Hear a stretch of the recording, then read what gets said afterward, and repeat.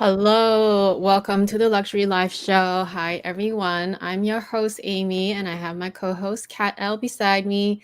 Today, we have a very fun episode. I thought, hey, we've been, kind of always, okay, it's funny because I always hear Kat pronounce certain things, and I would pronounce it the way I pronounce it, the way that I know it, and it's always different. So I'm like, you know Always what? Let's different.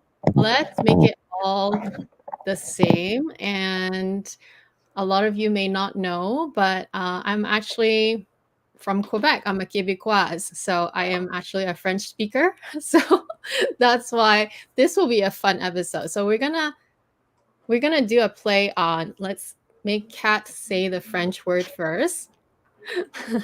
Or she'll say it the way that she knows it, or that she would say it, and then I'll tell you guys how it's supposed to be. So I will have some slides for you. We'll get to those slides very soon. Those are all the words that you guys have submitted. But I just want to ask Kat first. Kat, do you think I'm qualified to teach people how to pronounce French words? Of course. Of course. It's sort of like like me, I speak Cantonese, but Mm-hmm. it's not perfect. Like every different state in Malaysia, or if you're in China, it all sounds slightly different. But I know it the way I know it, and if somebody say, okay, let's say eat rice, okay, and they say to me, sick fun, then I'll be like, that's not right. It's sick fun. So Yeah. it's not about being qualified. It's just that you have been brought up in this environment where that's the in tone and the way that it's understood. So Well, yeah. it's funny. Well, I want to see how you feel about it. Obviously, you know me a bit more than most people here. But for those who don't know, I am Canadian, but I was actually born and raised in Quebec. So Mm. in the only French province of all Canada. There's only one province in Canada that has the official first language as French. And although our French, like you said, the way, well, even though the Cantonese thing is maybe less relatable, I would say just think of English.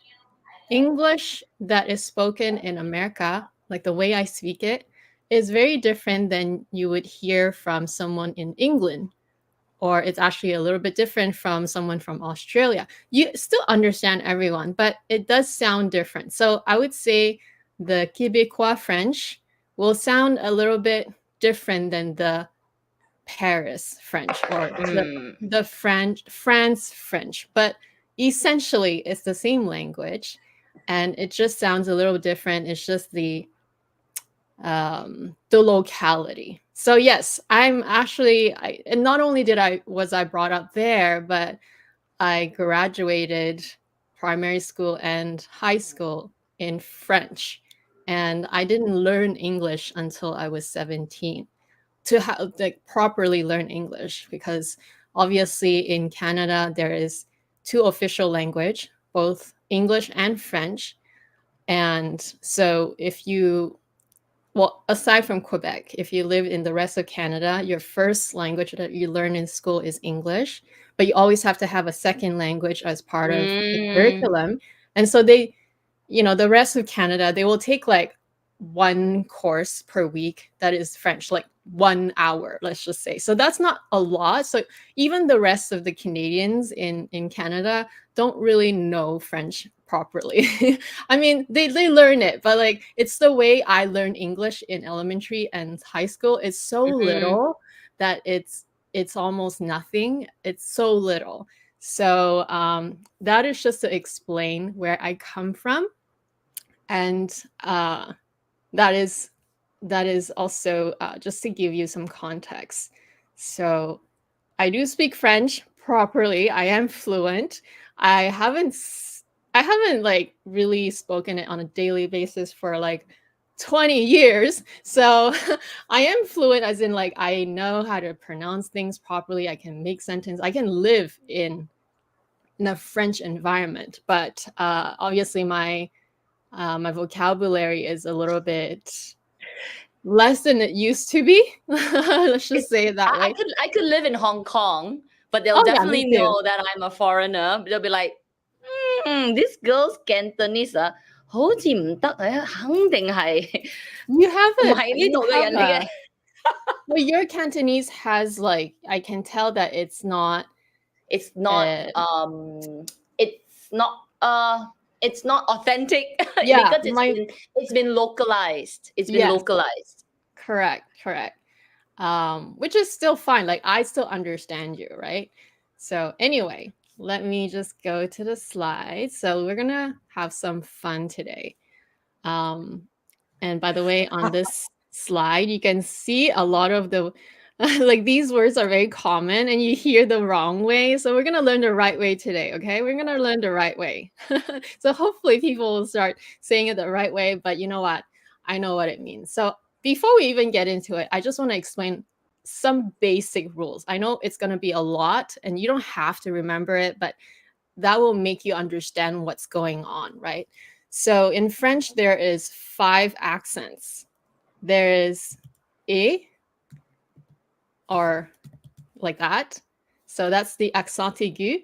So when you see this, you pronounce E. There's E. Let's all do it together. When Amy says E, all of us say E. Oh, actually, let me just give you an example. So E, when you see the accent, the accent is slanted this way. So this is the acute accent. So the accent aigu. Just think of café. So this is E. The caf, like the E at the end is E. Café. So Cafe. Yeah. So this is A. Whenever you see this, it's A. And then the second like accent. A. Like yeah, A. it's Like kind of like alphabet an A. Like A. A. It's kind of like the letter A, like in English, but it's not really the same, but it's kind of like that. So you could remember it that way. But obviously it's not the same. There's also E. So see how like the accent is different now. It's not the same accent. So this is E, which is think of Hermes. So you see how like R, and then it uses this accent. So this is the accent grave. So you don't have to remember what it is, but it is pronounced mes. So like the E at the second E is E. Hermes. Yes. So E. A.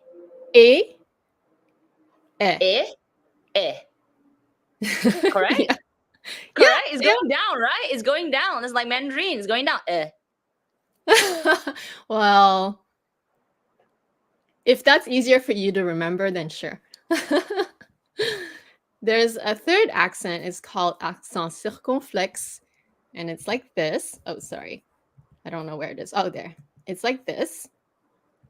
So this changes. Well, this is usually used on a historical French way, but the way it's pronounced, it's also the same as the accent grave. So it's also pronounced "e," but we won't have to remember this one. But it does appear on words that historically are some older French words, and you don't have to remember that. I just want to show you that there's 5 accents, and the 4th accent is the CCD. So there's a C. CD is the cedilla, the little thingy on the bottom. So that, because usually the C, you would pronounce it more like a K in front of certain vowels. Like if it's in front of like, let's say this word. Cahier.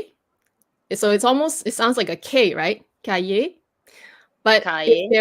But if there's a little symbol, like if there's a little accent on the bottom with the CCD, such as this, let's say this word, sa. So it makes the C, instead of a K sound, it makes it like a S sound. So it's like a goatee. Ça va? So does it only appear on alphabet C? Or yes, for this one, yes.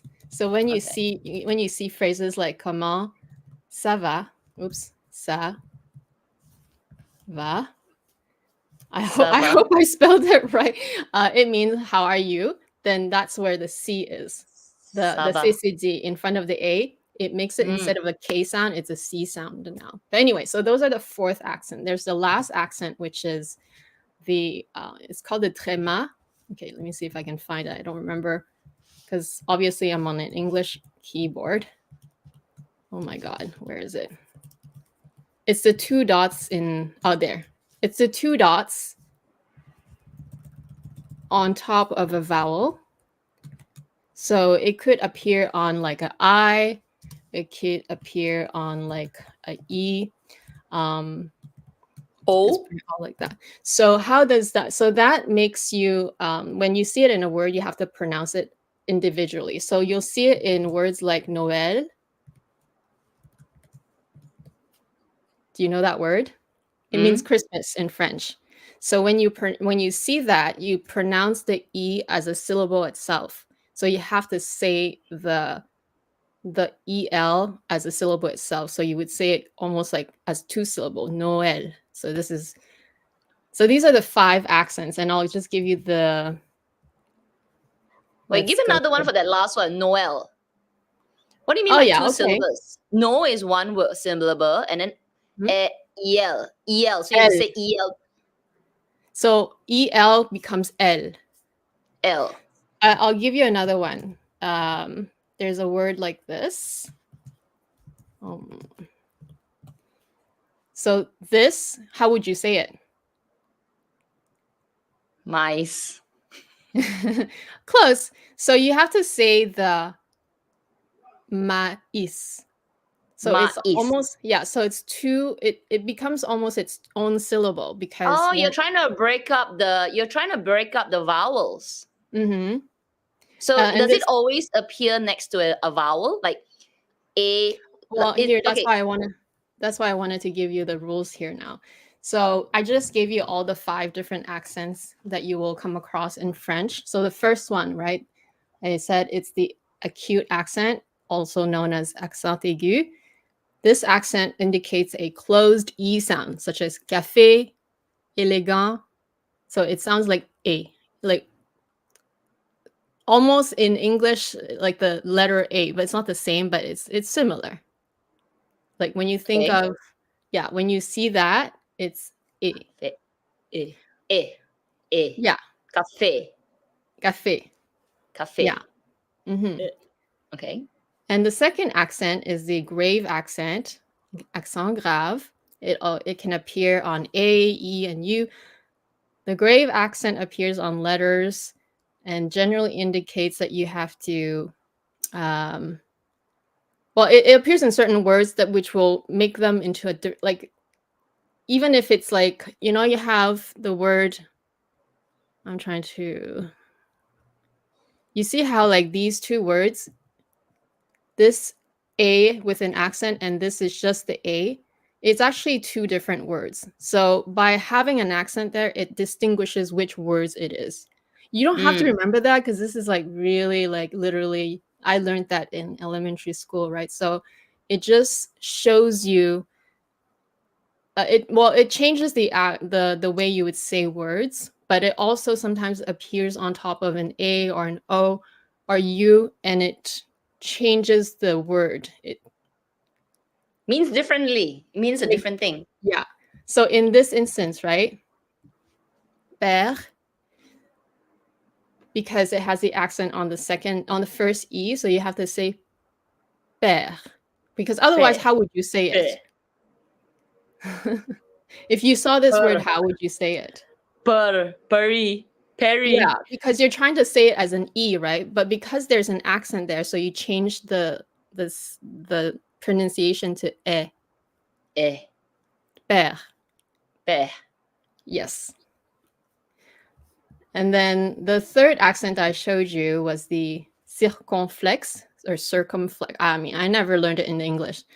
And it is a historical accent that denotes some words back then that used to I think now you can either use it with the accent or without the accent, but it's just, Old French.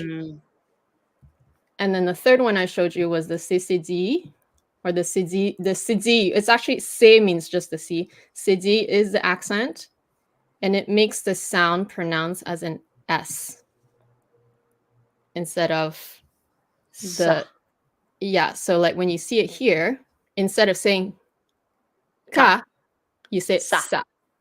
Or like here, like boy, garçon. Yes. Garçon. Or like here, reçu. Reçu. Reçu.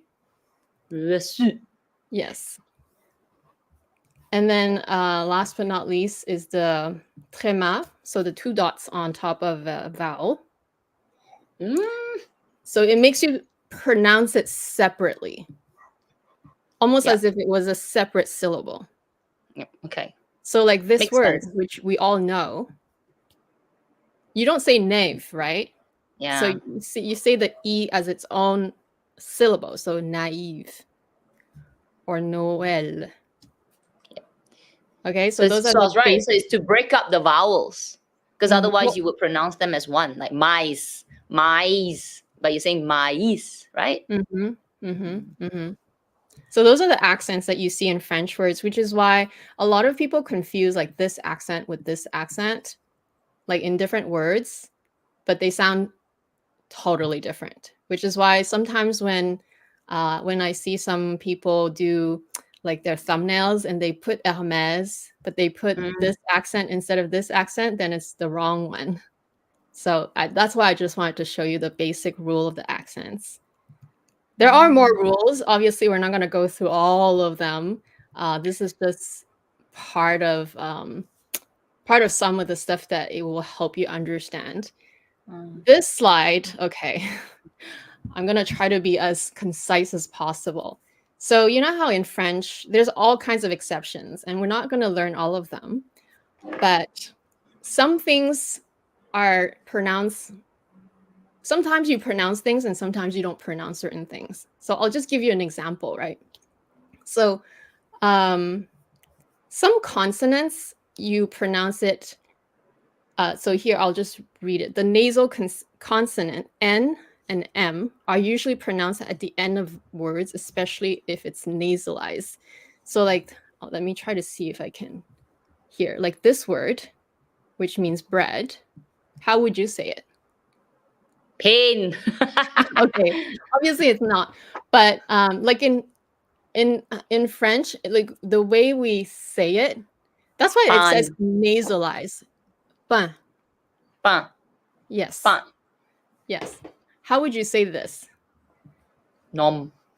Okay. Well, obviously we don't say it like that, but that's why it's hard to explain. But this means name, and it's no. It's like almost saying no in French. No. No. No. No. No. No. No. Okay. Okay. And also when you read, let's say, a phrase or a little part of a phrase, so how would you say this? Le enfants. Okay, so this means the children. Les. So if you read it individually, it would be les enfants. However, because these two words are liaised together, like in a phrase, you would pronounce the last S of the le almost like it was liaised with this one. So you would say les enfants. You hear the little nuance there. It's not les enfants, les enfants. So basically you ate your words. No, but okay, if that's easier for you to remember. Right? It is a little bit because you're like sort of like combining it, right? Yeah.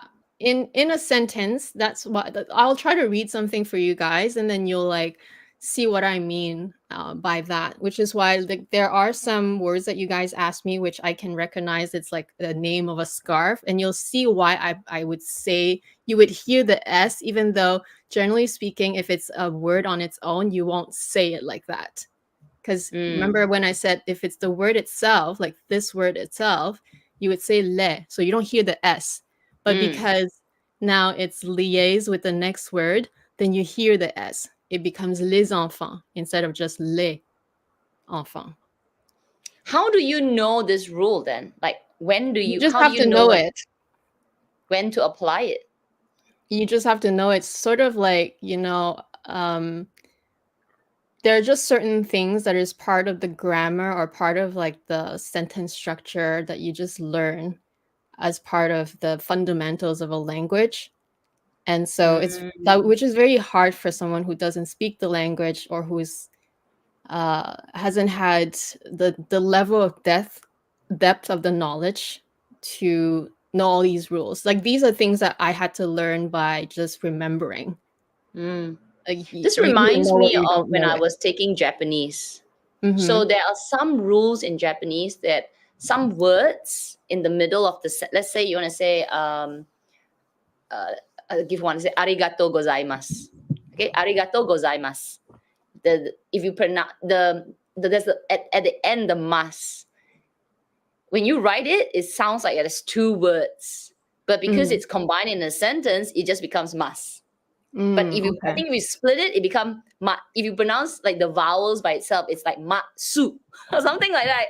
So I can kind of understand what you mean by when you see it on its own, you may pronounce it differently, but when it's combined together, it just disappears as part of the language, and you just need to memorize it. You just need to know it. Yeah, you just need to know it basically. But I'm just telling you so that you know where it comes from. Yeah. And then there are also other instances where certain consonants are mute in a word. And we'll see a lot of those examples. Don't worry. This is the last slide with like the rules, okay? There's a way more rules, but I'm just showing you a couple. So, for example, this word, how would you say it? Grand. Exactly, which is wrong. It means big. So when we say it in French, the last consonant, which is the D, is mute. So we say grand. You don't say the D. You don't say the D. Or like this one, we see this word a lot in LV. Petit. Exactly. So you don't say the T at the end. The T becomes silent. Petit. Petit.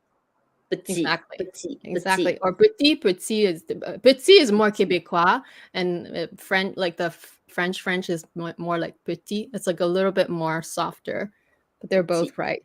Petit. Yes. You don't at the end lah. You don't do the last consonant. That would be wrong. You don't pronounce the last consonant. And then this one? Plus. Okay. Well, okay, so this is an interesting one because it depends on the sentence when this word is used. Sometimes you say the S and sometimes you don't say the S, but that's also something you need to know depending on the sentence. So generally speaking, when I see this word, I say plus, so I don't say the S. But sometimes, depending on the sentence, like something plus something, like 1 plus 1, un plus un, so you hear the S now. So it depends on the sentence. But generally speaking, when you don't, when the consonant is silent, then you just say plus. Okay, let's just move on to some words, okay? Let's just have some fun there. All right, so this was a word that came across that you guys asked on Instagram. So, Kat, I'm going to ask you to pronounce it, this word. I know this one. Empront. Everybody, say it. Say it at your own place. Everybody's like eating coffee, like empront. I mean, it's not bad. Like I think the way I hear you say it sounds more like of an anglicized way, which I think in this case is acceptable. I would say empreinte.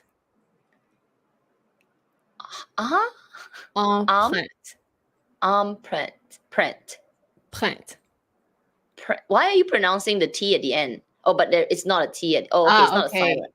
That's another word. That's another rule that I should explain. But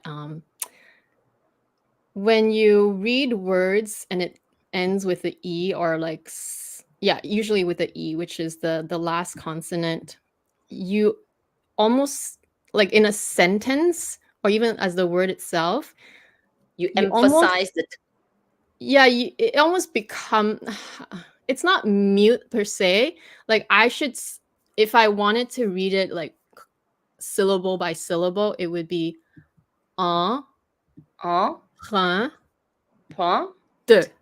to But I don't you don't usually in French like you don't really emphasize like that for a word that ends with an e. You just almost say it as 2 syllable, although it is 3 syllable. But this syllable becomes more like just a t. Which is why So, when I said it and yeah, empreinte. Empreinte. Yeah. And for those who Wow, that's want hard. to know the definition, empreinte means like an imprint or an impression. But there's different, depending on the context, it can mean different things. So I said I was going to read you a sentence. I'm not going to read all kinds of sentences, but I'll just read this one, for example. Marque physique. Une empreinte peut faire référence à une trace physique laissée par quelque chose, comme une empreinte digitale, une empreinte de pas dans la boue, ou une empreinte laissée par un animal sur le sol. So, it like you I don't know if you heard it, but like I, like here I liaise the word un animal, or like let's see.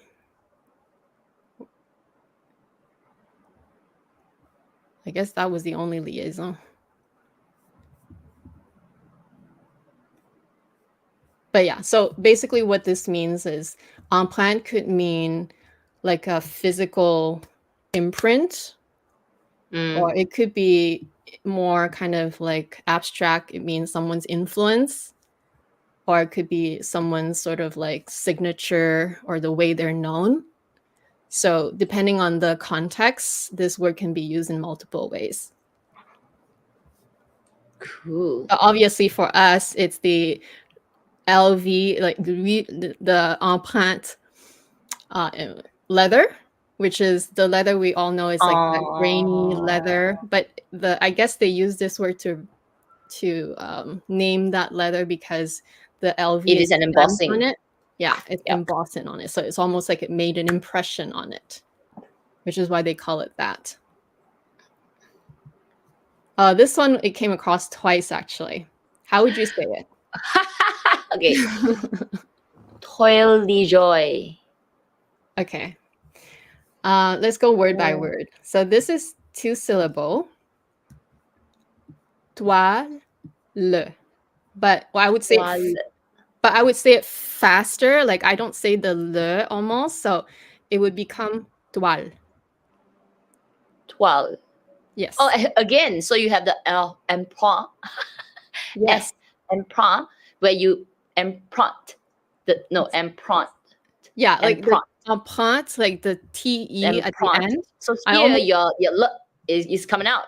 Yeah, it's almost like instead of saying le, I just say toile. So you almost just hear the L. Yeah. Yeah. Okay, so that's toile. Toile. De. There's no accent, remember?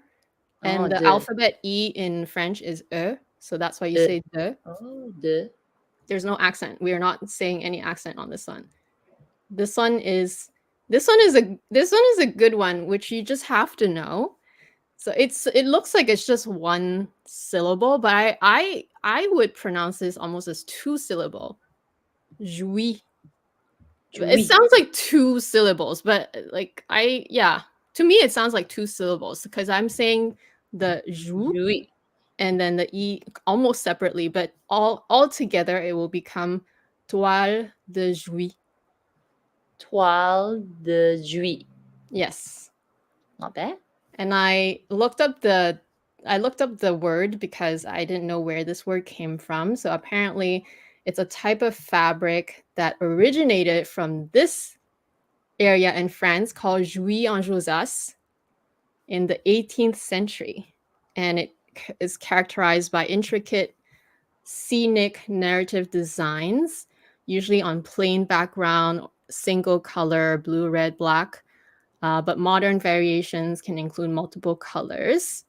Usually depicts a more romantic, floral, or historical event, the scene. So that's where it came from, which is why it's called Toile de Juillet. Toile de Juillet. Yes. Yes. Good. So now you can stop saying toile. It's not toile. Toile. Toile. And when I look at this, when I look at it as just an English word, the O I stands out. It's like toilet, right? Because it's like toys. Oh, I see. Right? So yeah. I mean, I'm not sure if everybody feels it, but when I look at it, that's the connection, right? Yeah. Oh, that's where it came from. Because I always wonder where, obviously, because I know the language, I learned French first, right? So to me, it comes naturally. In fact, in Canada, there's like on packaging in Canada, there's always the French and the English side. And for me, I read either side normally, and then my husband would be like, "Oh, can we turn it to the English side?" And I'm like, "Oh yeah." Like I'm just used to both. Get it? But I yeah, get it. I don't realize that other people that are not used to it, they'd be like, can we just turn it around? Or maybe they're just not sure how to say it. But yeah, hearing you, it makes sense. When you see this, I can see the toilet part. Toilet, right? Toilet. It's the same. So when back in Malaysia, like you said, packaging, right? Right. When I look at packaging, sometimes the packaging is in Malay. But because I've been reading and learning Malay for 12 years, I understand. I can look at it. I'm like, oh, Yeah, it doesn't. Yeah. It's not odd, right? Yeah. So when I look at this, you see it differently. I see it differently, right? Makes sense. I know. I mean, French is hard, right? Like, I mean, every language is hard. Every language has its own little intricacies, and French has a ton of exception. Like, don't you get me started. Don't even get me. I didn't even explain one of the rules where words can be either feminine or masculine, and you just have to know which one it is. And depending on which one it is, you have to, like, the adjective has to correspond to either the feminine or I mean, there's so much. Which is why, like, it's too much to go through in one lesson, but we'll just learn at least the common words we see. Sheep. So this one you know because I keep saying it, but yes, but correct. I keep saying sheep. Is the H, okay, is the CHY. So I'll explain why. When I look at this, I'll say sheep, or if I were like, is it sheepre? Because YH in English is sort of like shy, SHY, shy. So you go like she, shy, pre. So sheep. I think I heard you say trip, or maybe some other people have said like chirp or something. I don't know. I can't really. I don't remember all the different ways I've heard, which are all incorrect, of course. But yes, you knew that I say this word a lot. So it's 2 syllables, sheep. But obviously, when you say it as the whole sentence, it becomes almost just this part. Sheep. Sheep. Sheep. And you added the at the end. Yeah, that's the R. Why? Because the R in French is kind of hard to pronounce. Yeah, sheep. Sheep. Yes. Instead of saying like almost like sheepre, like I'm not gonna say the because in like I get like in French you don't put the emphasis on the E, right? And where does this word come from? Which makes a lot of sense when you think of the sandals, because these are the name of the sandals. Chypre in French refers to Cyprus. Now you see, like it's the shape of the sandal is like kind of in the Mediterranean area. Yeah, but it can also mean some perfume, a type of perfume. But I think in the context of the sandals, in my opinion, it means that it kind of refers to like the vibe coming from Cyprus. I thought that was neat. Can you do it again? Sheep. Yes. Sheep. Yes. I felt my throat like shake a little bit. I know a lot of people can't do the R, which I understand. Like, Sheep. you know, my Sheep. parents, my husband, like everybody, they have a very hard time with the R's, with the Sheep. words with R's inside. Yeah, it's hard to say. But you got it. You got it. Okay, next one.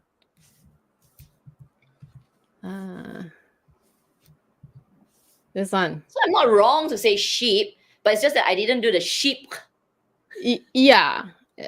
Even if you say sheep, I will understand.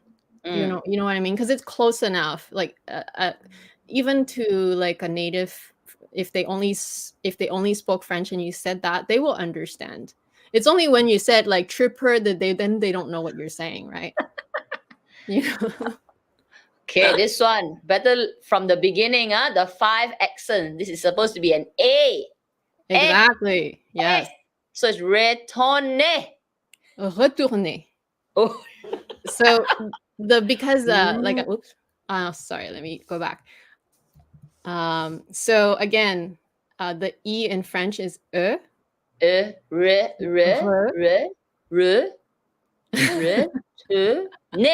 You have to do your throat thing again.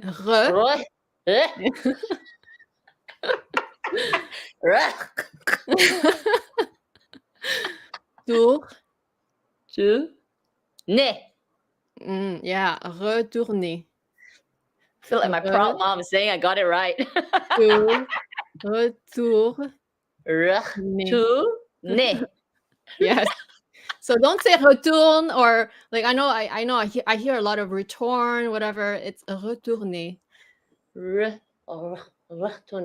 And just to explain why, yeah, because a lot of people say this word instead, retourne. So it just depends on retourne is the verb. Retourner. Retourne is the verb that means to return something or to go back, but it's being conjugated right now to the first or third person, which is wrong, because like then there's no subject, right? Because in French there's a conjugation depending on the person you use. You have to conjugate it differently, which in this case doesn't apply. For us, we want this word, which is the adjective of something being returned or being turned inside out. So anyway, you don't have to remember this, but just remember that whenever this word is being referenced in HERMES, it means that it's being, I guess the design is being turned inside out. Okay. And just to prove you that this is the right word, I know a lot of people will, I don't know why. Some people, they just assume because I look Chinese, they don't think that I know French. But this is what it's used in, even on their website. Sac, her bag, zip, retourner, cabine. Retourner. Or don't try the R that hard. How would you say it? Retourner. Yeah, I know what you're saying. Retourner. Don't pronounce the R? No, like don't try so hard on the R. Retourner. Retourner. Yeah, I can understand you. Yeah. It's at least it's the right accent at the end, I would say. Yes. Retourner. Retourner. Okay. Having fun so far? Brain's working hard. How about this one? Cellier. Okay, yeah, you already know this one. But sorry, can you say how does E sound again in French? Cellier. Yeah. In this case, it's because the way it's written, so it's 2 syllables. And so you would pronounce the first syllable like this. This is the first syllable. Cell. And then lier. Cellier. Cellier. Which means saddle. So we all know this term in HERMES. It means the style that we know is the one that they stitch on the outside, but the actual words translates to saddle. But apparently in modern world, it also means just like traditional craftsmanship and attention to detail. Okay, this one came from one of your subscribers, and I had to, because I was like, what is, I know what it means, like the word itself, like this one. If you look at the words, this is actually 2 words, even though it was typed like this when I was given the word, but it's actually really 2 words that are combined into one. So when you see this, it's actually just the Anglicized version, because poche means pouch. Pouch. So how would you say this? Vide pochette. Poches. Poche. Okay. Pochette. So remember the S, the Oh, consonant is vide poche. close, but there's no accent on this E. Forgot. I forgot what else the E sound like. Vid. Vid. Vid. It's And now vide. you pronounce, and then you emphasize the D, right? Because it's like Yes. the T, it's like the S earlier, so it's the Yeah. vid. Vid. So it's vid Vid push. push. Vid push. Push. Mhm. Vid push. So push means pouches. This is right now it's being the S means there's multiple. Otherwise it could be like this. It would be one pouch, but vid push with the S means multiple pouches. Vid means empty. And so apparently when I looked up this item, I was like, oh, interesting. So this item, there was 2 items associated with this name.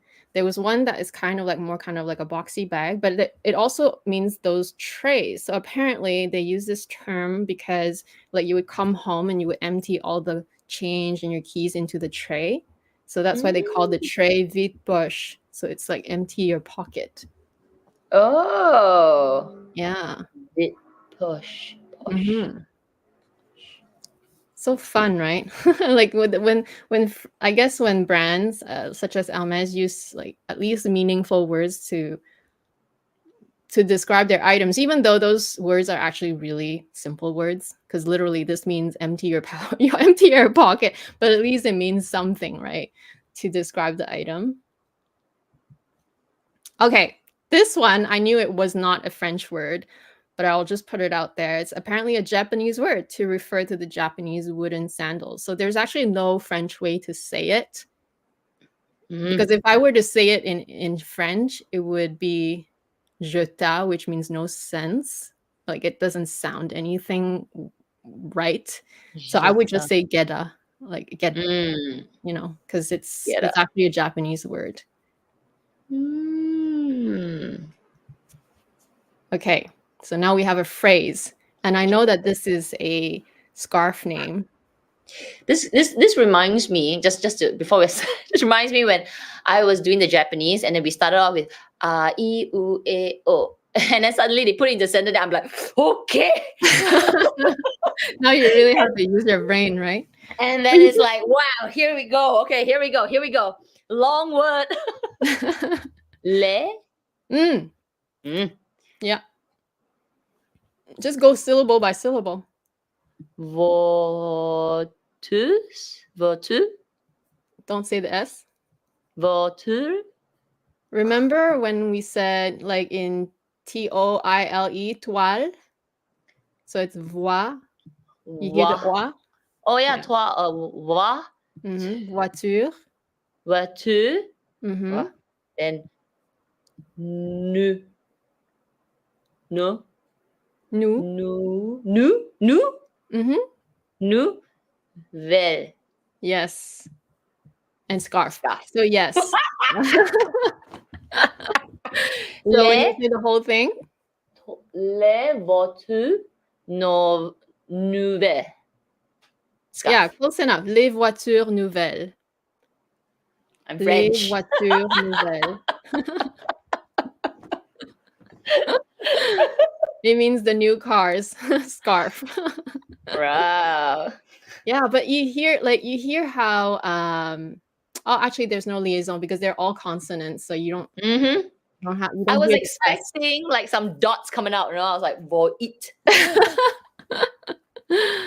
We'll see if there's other words like that. You can, or maybe if you think of any other ones. When we go through all these. Okay, this one was mine because I always hear people say this wrong. How do you say it? So you probably pronounce this as one word. Cool. And you don't pronounce the R. So it's cool. Actually, in this case, you pronounce the R. Oh!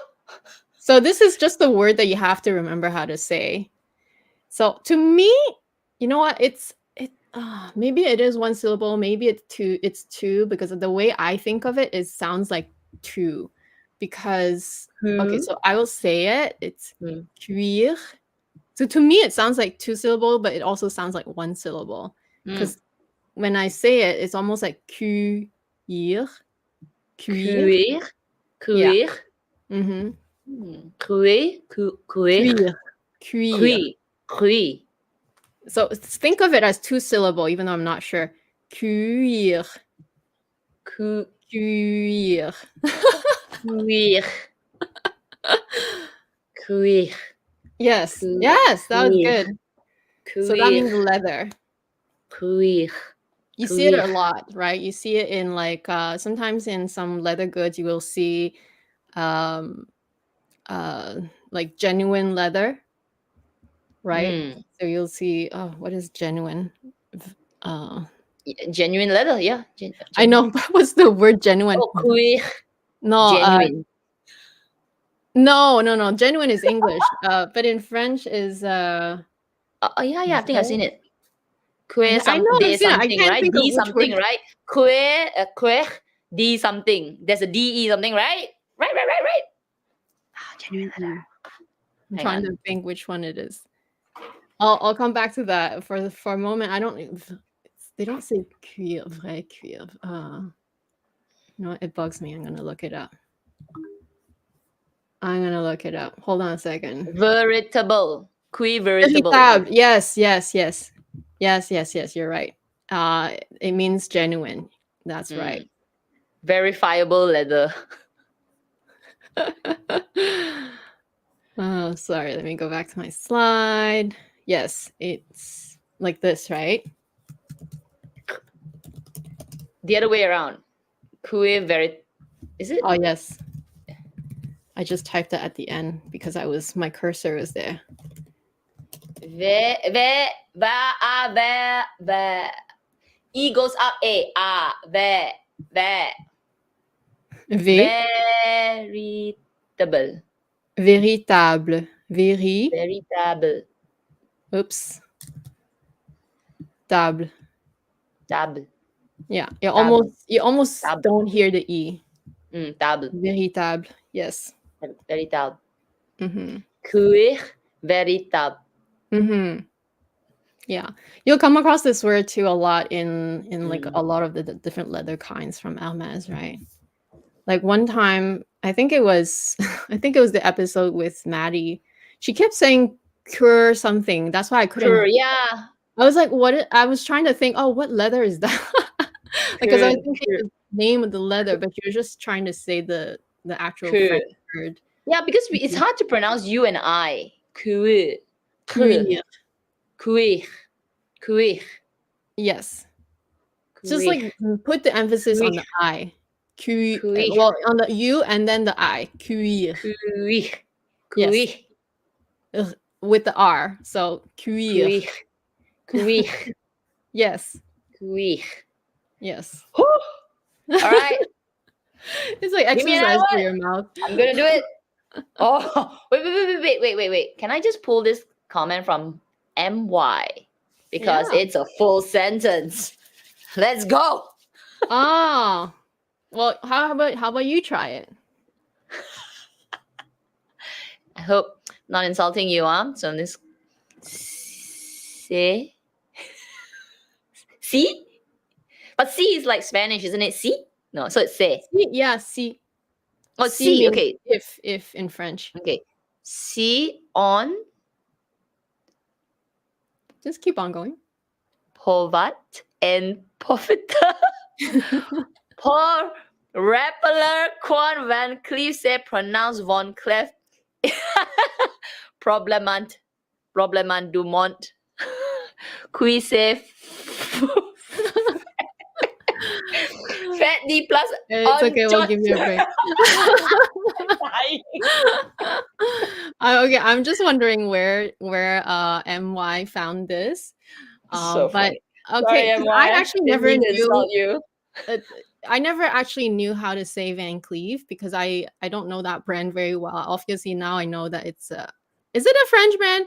But I never actually knew how to say it. So in this sentence it says si on C'est- pouvait Pouvait? non, si on pouvait en profiter pour rappeler que Que Van Cleef, which is not Van se Cleef. prononce. So she's saying that can we use this occasion to remind everyone that Van Cleef actually is pronounced Von Cleef, Von Cleef. I think, right? Or Von Cleef. Unless it's just a different way, I don't know. But the way I see it is Von Cleef. Il s'agit probablement du nom qui se fait le plus écorché. Oh, okay. It means that this is probably the name Van Cleef is probably the word that is being the most Problematic. mangled. No, like mangled by people. Oh, Like- yeah, Van Cleef. I'm wearing a Van Cleef. So how do you say it? Von? You know what? I don't know because this is not really French, right? It's because I actually don't know how to say this brand because it's not really French as far as I know. It's not French. That's not French spelling. Oh. And then Joe says it's Bon. Dutch. So I Dutch. actually I still don't know. The way I would say it, if this is French, Von Cleef, that's how I would say it. Oh, it's a Dutch name. Cleef. You see, that's why I don't know because I actually I only know French. I don't know Dutch. So, but yeah, it's a good comment. She's just saying how like let's use this opportunity to remind everyone that Van Cleef is actually the most like most people say it like what's Incorrectly. the word? Yeah, but what's the word that we use all the time? Wrong. Yeah, not just wrong, but you know, butcher. Right. We all butcher this because yeah. Right. We butcher it. So let me do it one more time. Okay. Oh, sorry. Oh, okay, there. Go ahead. Cuire. Cuire. Yeah. Cuire. Oh, cu. Cu. Yeah. Cuire. So if I made it separately, which I would never do that, but if I did it separately, it would be cuire. Ich. Cuire. Cuire. Exactly. When you put it together, cuire. Cuire. Yes. Cuire. Cuire. Later in the afternoon when I go to my class, it'll be like cuire. Okay, next one. That's Mine. your request. Because I always say this. And then I'm like, I think it's wrong because it's not vert aman. But now that you know, we don't say the we don't say the last consonant. Like this consonant is mute. I can tell you that. Yeah. The. So E again is not a, is e. No, it's not e. It's so when you just say the letter E, it's A, B, C, D, E. But in this case, you just have to remember it's actually ver. So even though there's no accent, but it's just the way it's said, you just have to know that this is pronounced ver, and you don't do the T. Yeah, ver. Yeah. Ver. And then this one, you got it. Amand. So a. Amand. And then the DE, remember I said like you don't put the emphasis on the E, so you almost just hear the E. You almost just hear the D. Yeah. Amande. So when you say it together, it's vers amande. Vers amande. Yes. You got it now. Yeah. No more vert amande. Vert amande. Can I have the vert amande, please? Vert amande. Vers amande. Vers amande. Vers amande. Yeah. All right. We're getting there. This one, I should put both words at the same time, but this one comes from obviously this word, right? Ooh. This is obviously when you see it online, you don't see the accent, but it's actually there. It's just that, you know, English keyboards cannot print it. I actually learned the French keyboard first. Mm. Even though it's not on my keyboard, but I just know the position. So how would you say it? Damie aben. No, there's an accent here. Goes up, right? Yeah. Not a. I was thinking. Okay, sorry. I was a as in so a ben. Bin. Yes. So it's da mie. So this is the second syllable mie. Da mie. Damie. Be ne. But obviously, when we say it the whole thing, da mie eben. Eben. Yes, you don't. The e at the end, you don't emphasize it. Da mie ben. Eben. Yeah, no more ebin. No more ebin. Okay, it's eben. What about it next week? Damie Eben. Eben. Yes. E. Eben.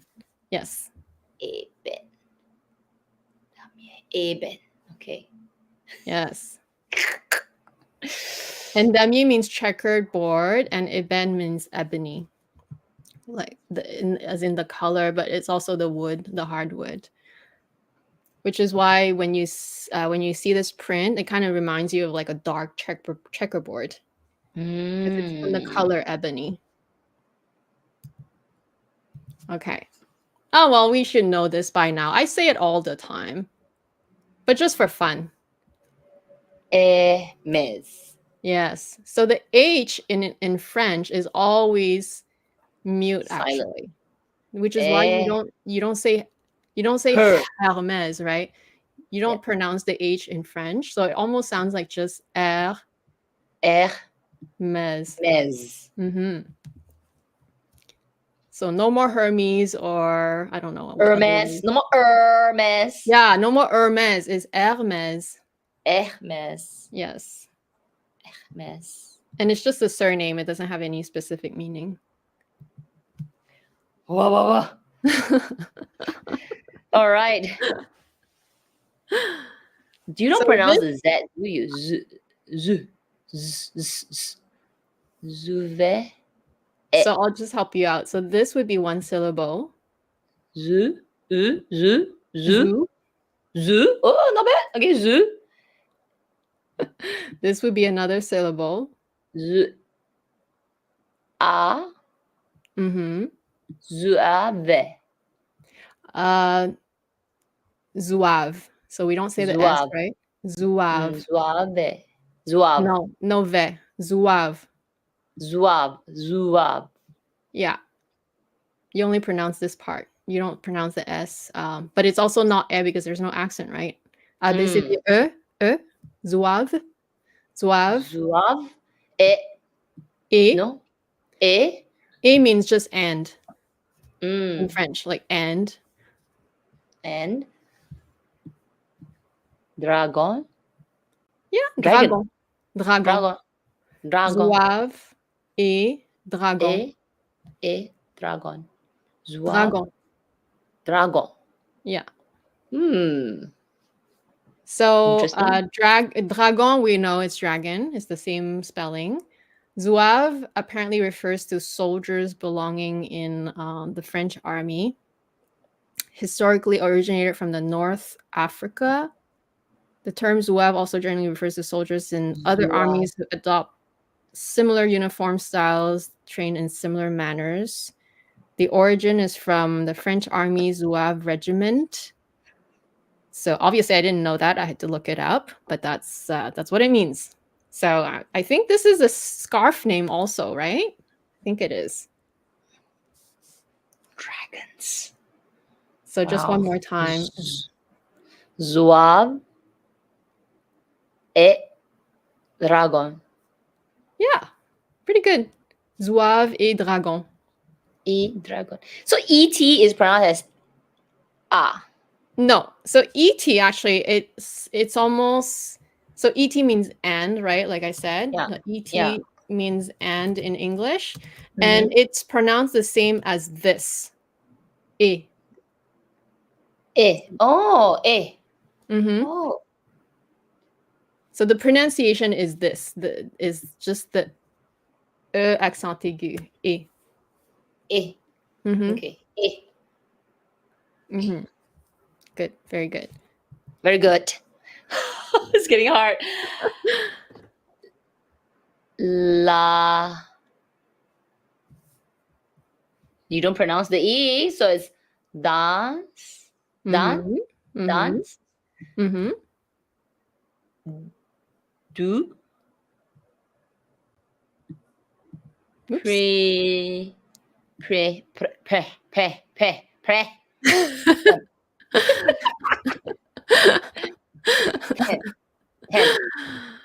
Oh, okay. This is a tough one. Okay. It's a hard one. So you got the first part right. La danse. La du. danse. Du. And this word, the last word means spring, Spring. in French, like springtime, the season. And it's pronounced in 2 syllables. Printemps. Temps.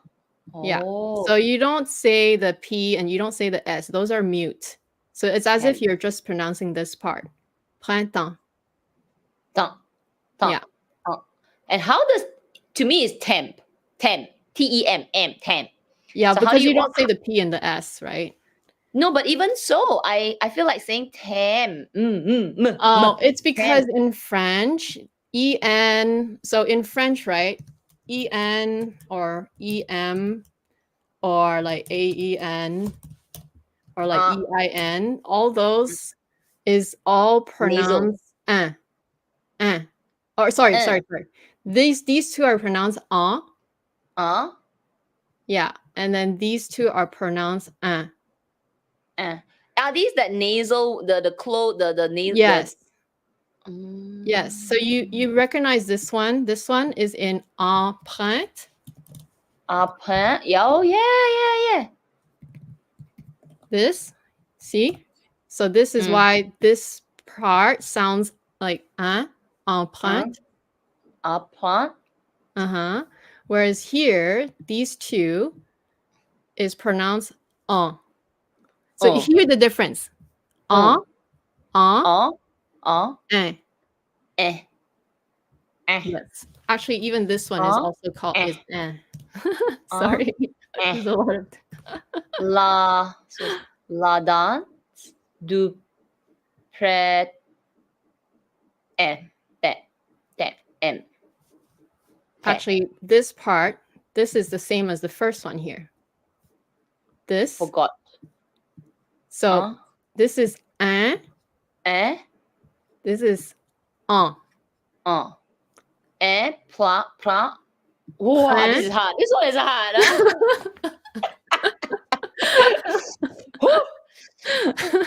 This is like temps. Yes.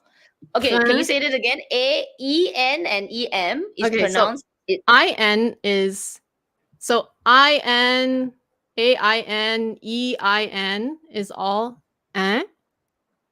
Okay. Yeah.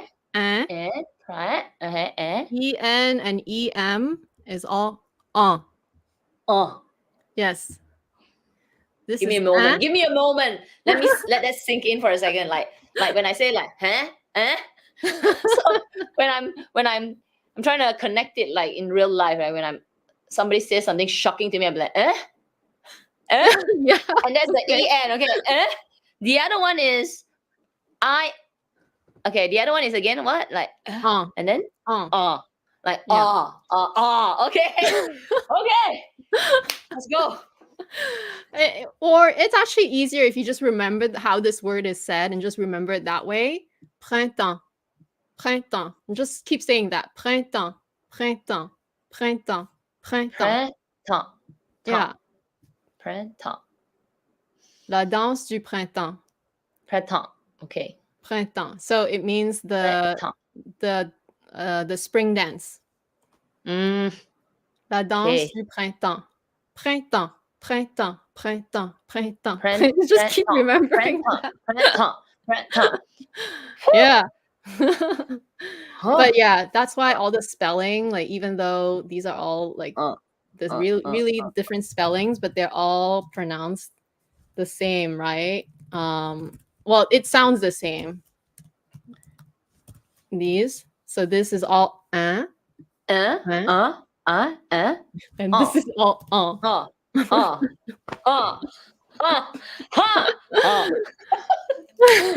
come, give me another word.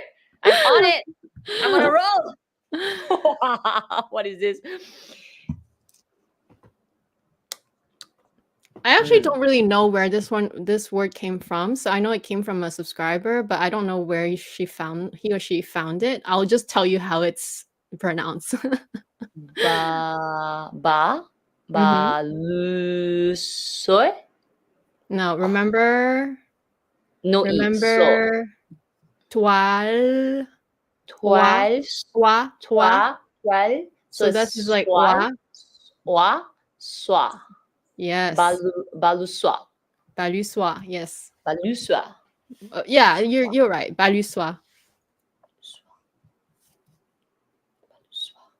Wow, what does Again, that mean? I What does it couldn't mean? find the meaning of this, so I have no idea what it is. Hopefully this is even the right spelling, because I'm just putting it directly from the subscribers, the requests. But I have no idea what it means. Although if I just separate the word, like this word, the last part, like this word, I think it's the right spelling. It means silk. Yeah, silk. that's silk. Yeah, I recognize that word. Soie. Soie. Oh, soie. I should go to Paris and say, can I have some soie? Bring me to the soie section. This is mine. Yes. We got the yeah. And we got the This is the what just this? This is the This is the isn't it? This is the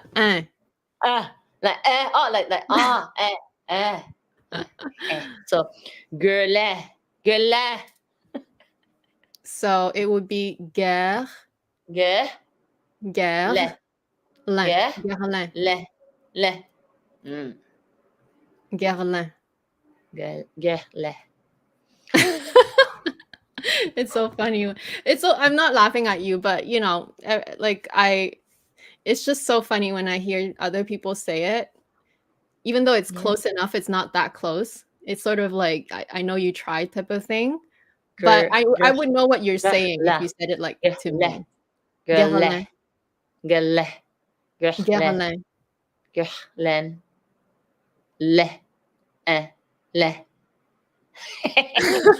Moving along. This is hard. Close enough. This one you should have heard me say many times though, but I do make it short. Louis. No, Louis is the same. Louis. Mm-hmm. Louis. And then you don't pronounce the V, right? Do you? Yeah, you do. Yeah. Yeah. Louis Vuitton. So it's like two. I mean, it's kind of like V, and then it's liaise at the same time. Ton. Vuitton. So it's two syllables. Vuitton. Louis Vuitton. Louis Vuitton. Yeah. This one I put it in because you guys always butcher it. Everyone. Okay, so remember the last consonant? We don't say it. You don't pronounce, right? So it's we don't say that. Yes. Just Longchamp. Longchamp. You don't even pronounce this one. Longchamp. Longchamp. Longchamp. Longchamp. Yes. Longchamp. Yes. No, don't say the P. Longchamp. Oh, Longchamp. Yeah, Longchamp. Longchamp. Longchamp. Don't say the P. It's hard, huh? Because you're used to Longchamp. it, probably. Yeah, Longchamp. No, Longchamp. No, Longchamp. Longchamp. Yeah. I shouldn't hear the consonant. Longchamp. Longchamp. Champ. Champ. Champ. Yeah. Sharp. It's sharp. That's No, strange. champ. Champ. Hear the difference. Champ versus champ is different, champ. right? You don't say the champ. It's Longchamp. Oh, Longchamp. It's like you don't have to close your mouth. You don't have to do the P. Longchamp. Yeah. So no more Longchamp. No more. Longchamp. Yeah, or no more Longchamp. Longchamp.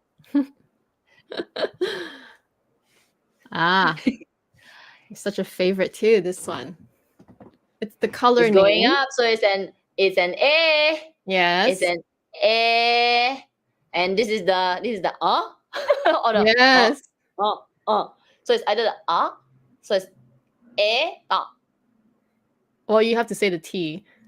Éteint. A. Yeah. Ta. Yeah, éteint. Yeah. Éteint. Mm-hmm. Like right? Right? This is the sound, right? Yeah.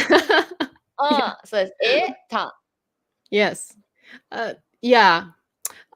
If it's Québécois, like the kind of the Quebec French, I would even say it a little bit more kind of. They're both right, but I mean the French people will probably don't like it. But like if I said it in Québécois, I would say éteint.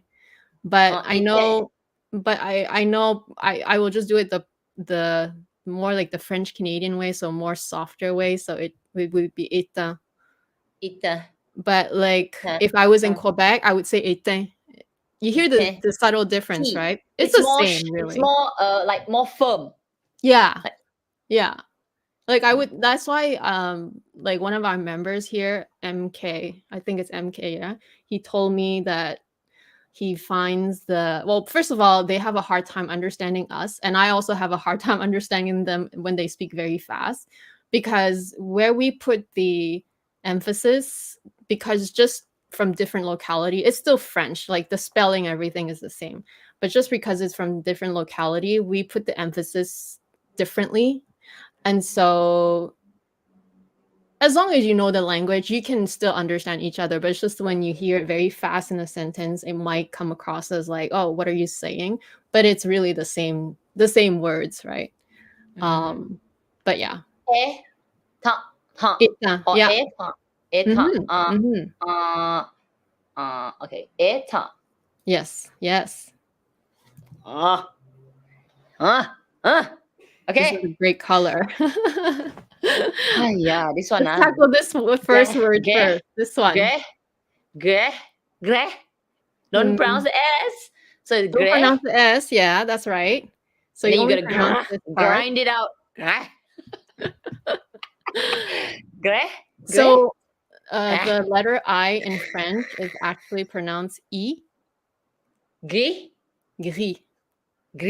Yes. Gris. Which is why when a lot of people say Greece, you don't say the S, right? It's not Greece. It's Gris. Gris. Belle. Yes, you don't put the emphasis on the E, even though you do pronounce it. Perle. So gris perle. Yeah, it's a little hard. Even I will like, it's a tongue twister, right? Gris perle. You still have to. It's still two syllables, but you just know that you don't put the emphasis on the E. Yeah. You roll your tongue. Gris perle. Yes. Gris perle. Gris perle. Yeah. You see my tongue? It's a tongue twister. Yeah. Some words are really hard. Like it's not as clear cut. Here we go. Accent. Accent is an A. Yes. A. Do. Yes. Very good. You don't put the emphasis on the E, but you still pronounce the syllable. So it's 3 syllables.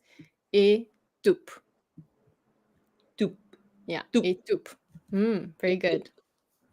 Very good. Very good. Oh. Jean. Well, we know this is Jean. No? Yeah. Jaune.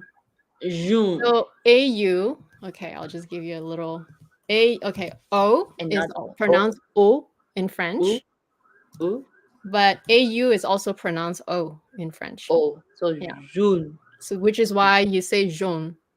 Jaune. O, Jaune. O, Oh, jaune. jaune. Yeah. Jaune. Jaune. Oh, oh, jaune. Jaune. Jaune. Amber.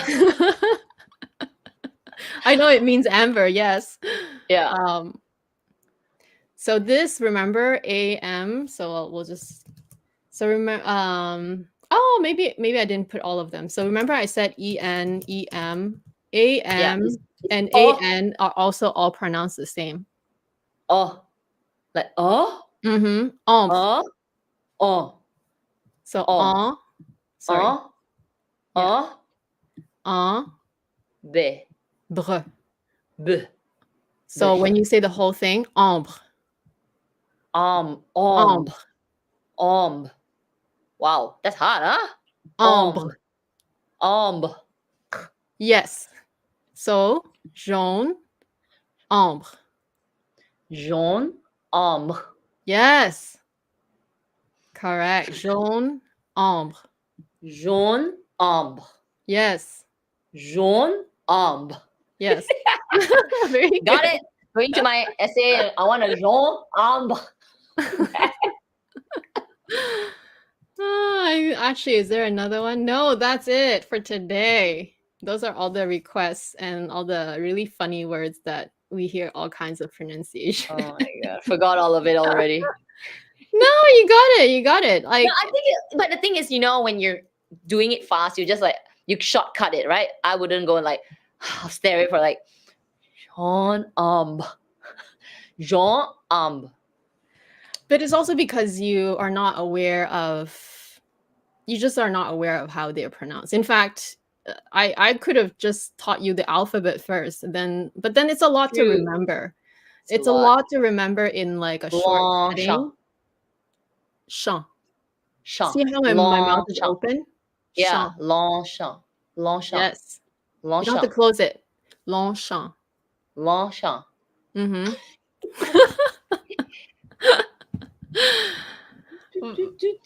Which is why I think it's easier to learn and to just remember. You just have to memorize the names. When you're learning a new language, especially if you're not speaking it fluently and you don't have anywhere to practice, just learn the words that you like, that you already see a lot. Then you'll come across the same patterns eventually. Just we saw so many patterns, right? As we went across so many words. And like I said, like O and AU, they're all pronounced the same way. O. And EN, EM, AN, AM, they're all pronounced en.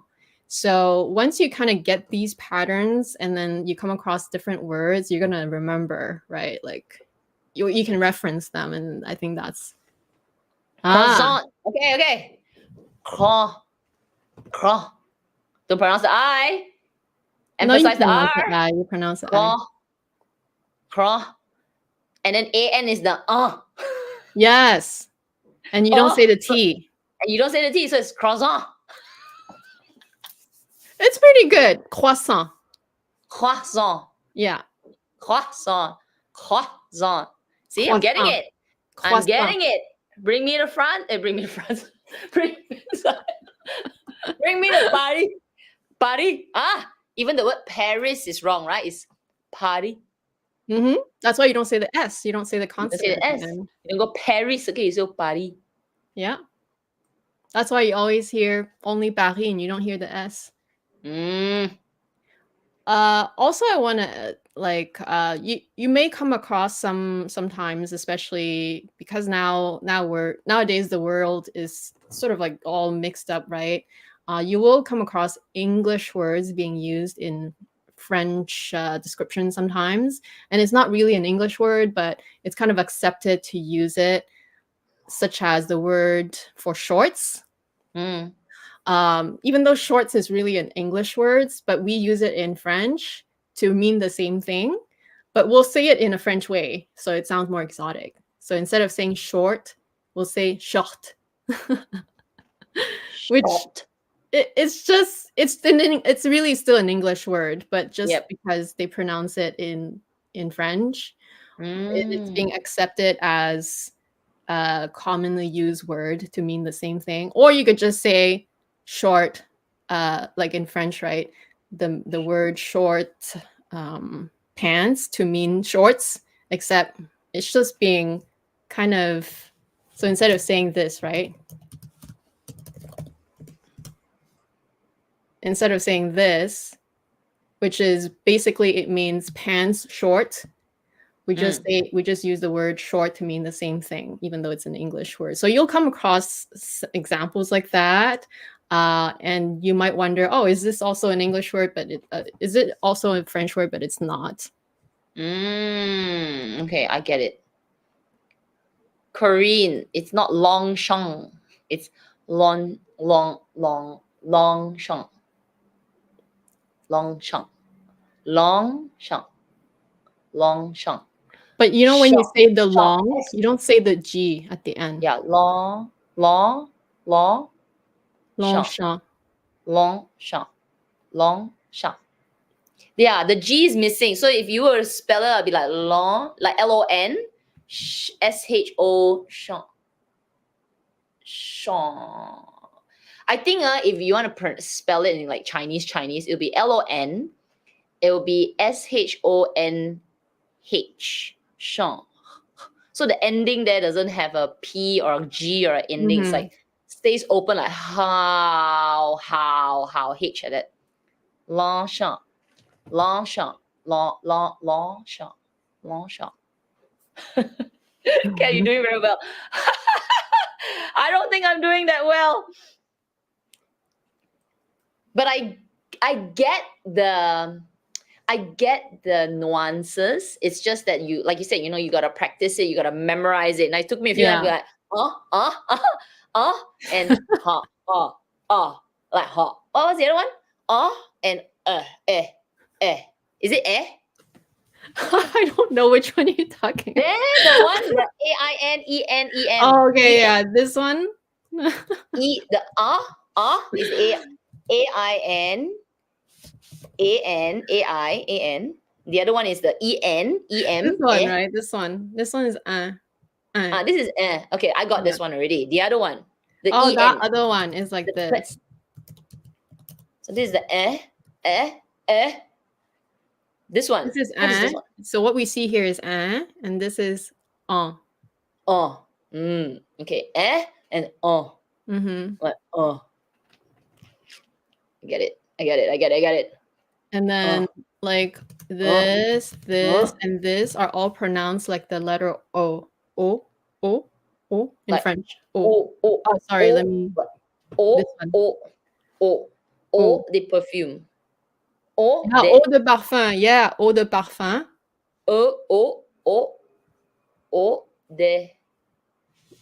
Okay, you know what? Let me just go back to the slides because it's probably easier to type there.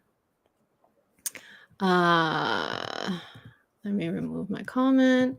Since you just brought up that, I'll just open a new slide. So eau de.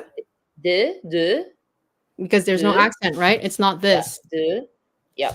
It's de. Parfum. Parfum.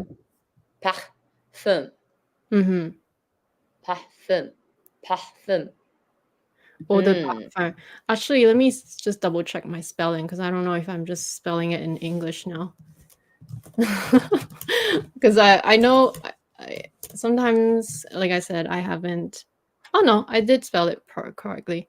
Sometimes You forget the accent, whether there's an accent or not not. accent. I forgot if this one was this or this, but it is this. It's like, you Tougher. know how like you don't. I haven't used French in 20 years, right? Like I know French, but it's been the early part of my life, and obviously, you know, I read, write, and correspond and worked in French environment, so it's ingrained in me, but I still haven't used it in like I haven't read a book in French in 20 years. So like sometimes even the spelling, if I'm Yep. only remembering the English one, then I might confuse the French one sometimes. Yep. So which I is why get I it. double checked, but it is the right spelling. Eau de Okay. parfum. Karine's got a question. So, Amy, does French sound different in different countries? Mandarin does. Like, we can tell if a speaker is from China, Taiwan, or Malaysia. Oh, totally. Yeah, Totally that's what I can. was explaining earlier, right? So yeah, Korean, it sounds so different. The French from Quebec, where I was from, is different from the French in Africa, is different from the French in Paris. But even actually, there was a comment earlier. Even within the different places in France, they all sound different too. Like obviously I'm not gonna be able to give you the nuance here. Even within France, the French sounds different. Bordeaux, France has more of an accent from the Parisian one. So even within Quebec, where I was from, like if you go to like the kind of like the really suburbs, like Oh, sorry. high up in the north, they have such a heavy, very, very heavy accent to the point where the words almost sounds like a different word. I can understand them because I grew up there, but I definitely don't speak like them because Mm, they're just very like they're very heavy accent. I I went to school in Montreal, and even within Montreal, you'll come across people that sound more like proper France French because I guess there's a lot of French Canadians, but there's also a lot of people that actually came from France that live in Quebec, right? So you kind of have a mix of you have a mix of different accents. mm, But like I said, if you knew Mandarin, let's say you speak Mandarin from mainland, you would still understand someone who spoke Taiwanese Mandarin, but you can tell the different nuances, but you definitely understand them. So this is where I'm coming from. It's like even in French, yeah. that is also the same case. You can tell they're from a different area, right? Mm. Even if it's within Quebec, but you know what they're saying. It's just that if you try to imitate them, it might be a little hard because you're not speaking like that yourself every day. Yeah. Yep. I mean, Mandarin is tough. Like because I don't speak Mandarin, and when I came to Singapore, it's because I hear it so often. I can sort of understand it a little bit, right? I sort of translate it back to Cantonese, and oh yeah, she's asking me to eat rice or Yeah, something. yeah, yeah, yeah. But when I remember first time going to like the food court here, and a lot of the stores, some of them, quite a few of them at this one place were opened by a lot of the China. They come from China, so a lot of China food there. I like to go there. Wow, I cannot understand their Mandarin. And the first few times, I was like, Mm, it's they have more of a really, rolled tongue. yeah, like I'm like, what did she ask me? Something asking me which one do you want to order, but I I felt so bad because I was like, damn it, I Yeah, cannot yeah, hear it. yeah, yeah.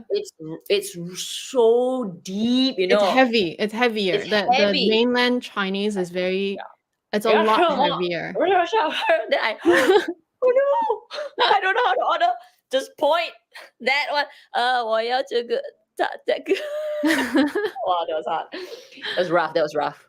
But Uh, yeah, but then even some of the words may be slightly different, but still it's if you know the base, you can pretty much get a like you can survive. Yeah, if you know, like I also speak a bit of Mandarin because I had some of my friends from back in college, they spoke Mandarin to each other all the time. So I just picked up like kind of from listening to them. Mhm. I also took Chinese lessons. There was 2 years where it's really not a whole year, but it's just like the weekend Chinese.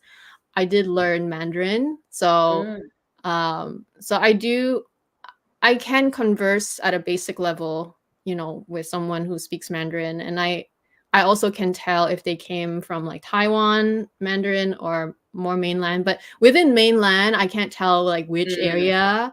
I Yeah. just know that it's more like from China. And if Mhm. it's like a Hong Kong speaking Mandarin, it also sounds different. So Yeah. yeah. So we'll answer some questions. So from Thoughtful Luxury, is the S pronounced in mais? Yes. It's one of those things that you Mais. have to know. Yeah. Mais means corn. And Mm. you just have to know that you do pronounce the S in this instance. Like I said, Yeah. there are exceptions, right? It's not always clear cut. You just have to know certain things. And I saw also this one. And I'll Oh. just it's actually, there is an accent in here. Yeah, there's at the E, right? The last E. Yes, so I'll just put the correct one. Oh. So beauté Chanel. means beauty, right? But even Chanel, like I say it very anglicized when I say it in my videos because everyone Mm. understands the way that Chanel is being beauty. said. But if you pronounce it probably in French, and I'll let Kat try that. B. So AU. That's just one word, right? BEA. Mm-hmm. BEAU. So bue. Remember, I told you it sounds like the O. yeah. O. Bu. O. Chanel bu. I don't know. Mhm. Bo. E. Te. E. E. Boate. Beauté. Hmm? Beauté. Beauté. Bote. Yeah. Oh, bote. Yeah. Bote. But even the Bo, word Chanel, though, it's Chanel. Chanel Beauté. bo, bote. Yeah. Bote. Wait, going E going up is A, right? A. A. No, it's A. Oh, yeah, bote. Okay, bote. Yeah, okay, I get it. Sorry. I was thinking of I was confusing like alphabets, vowels, right? A is pronounced A. So when I was in my head, I'm thinking A. I'm thinking the alphabet A. So I want to say A. Yeah, But I know. I should be saying the alphabet A when I see the accent going up. Yes. Like the English alphabet, A. Yes, the English alphabet, Yes. not the pronunciation, not the sound of the alphabet A. So it's Yes. A, te. So bote, bote, Yes. bote, Yes. Yes. bote. All right. Whew. If I can take away that as 10% of today's lesson, it's pretty awesome. Okay. Here's another question. But I think I answered it in the slide. So SK says, I thought usually the last letter in French is silent. It's not always, by the way. Like I said to you, like there's a lot of exceptions, like in retourner. But that's the thing. Most people don't know that it's actually spelled with the accent at the end because it's the adjective that we want, not the verb. So in this case, you saw the spelling, right? Retourner, which is why you have to say the last syllable. This is 3 syllable. Retourner. Retourner. Right? Correct? Retourner. Retourner, yeah. Retourner. Re. Yes. Crunch up the nose a little bit. It's a little hard when you say it together, right? It's easier when you just say one. Retourner. Rachtonné.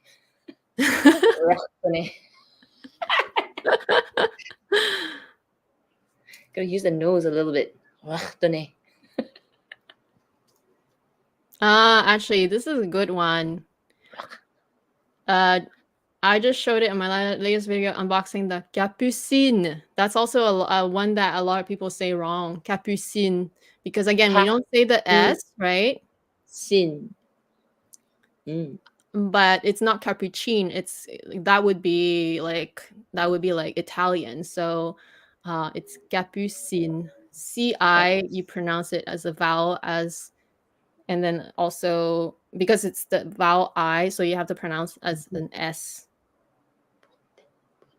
And then cuir exotique. Cuir exotique. Exotique. Exotique. Cuir. Cuir. Yes. Cuir.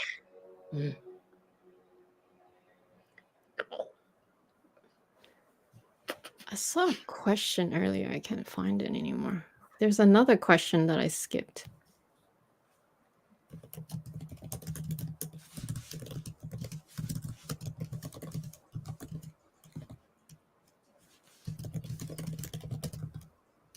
Let's see. Any more words? Guys, this is so fun.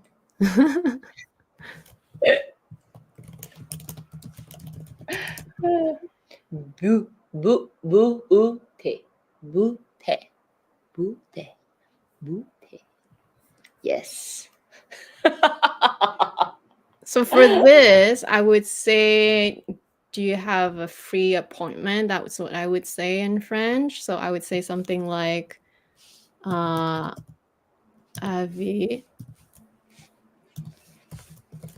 Avis.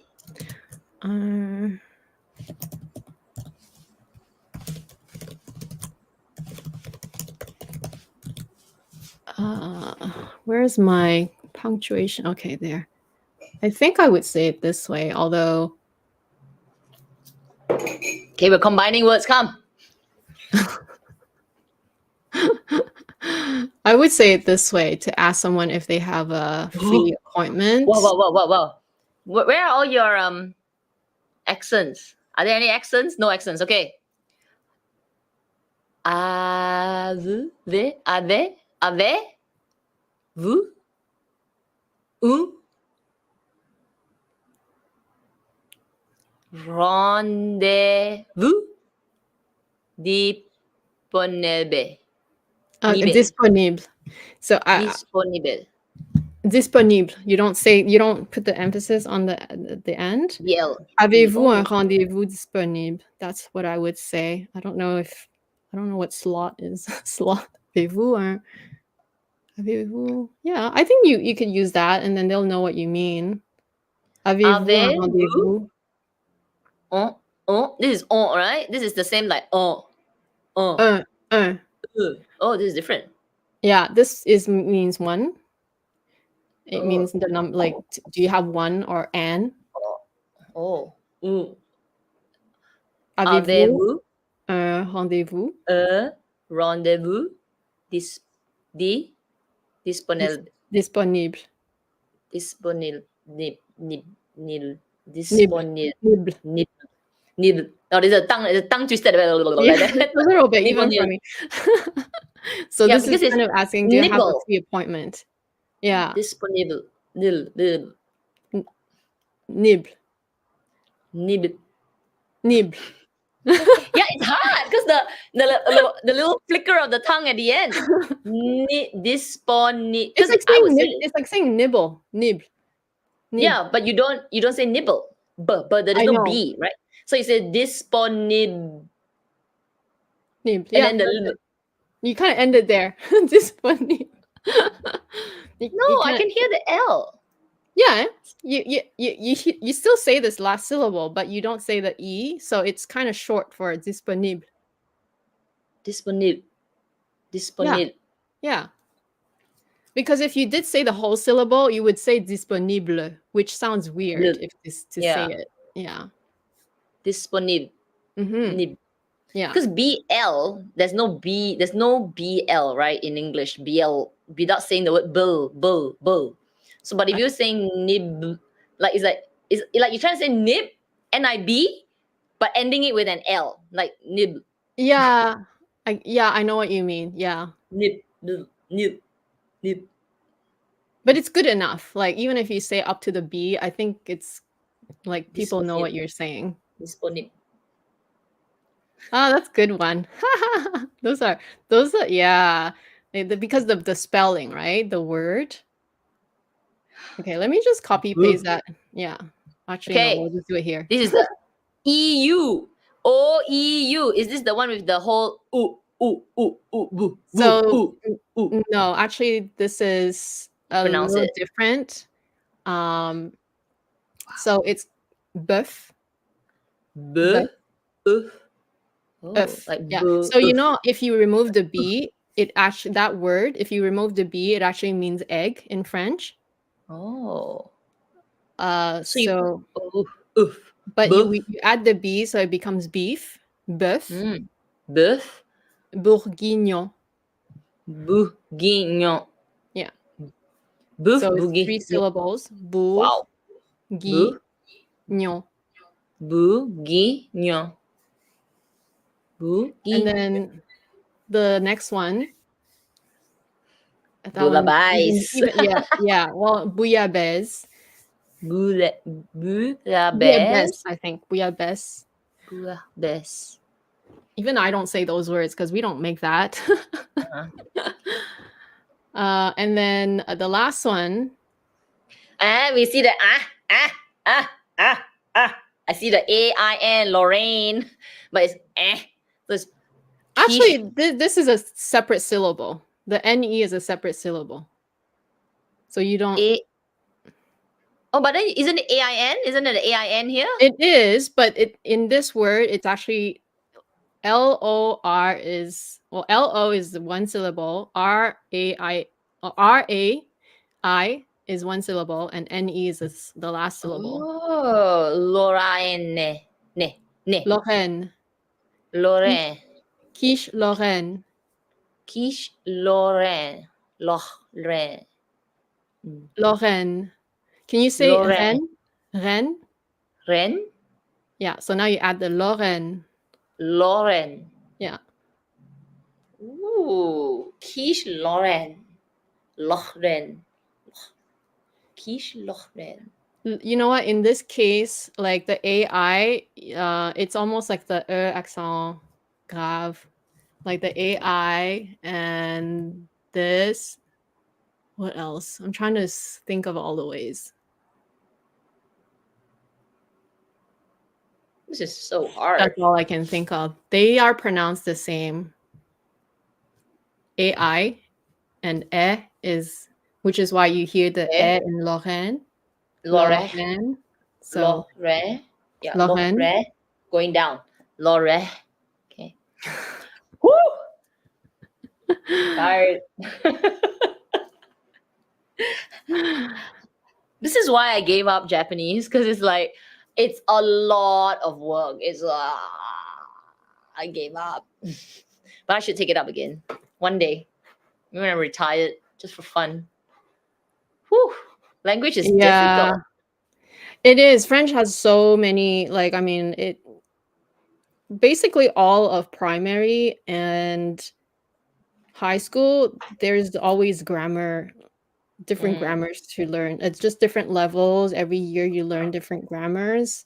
I guess at the high school level, you learn all the different conjugations for all the different tenses, because there's so much.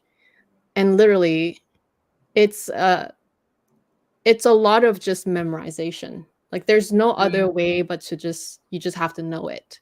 Otherwise, there's no way. And which is why it's hard. It's easy to lose it if you don't use it. Like especially the conjugations. I mean, I still know how to conjugate like at least the present, future, and the other one called imparfait. But like other than that, like there's a lot of those other ones that I don't remember at all.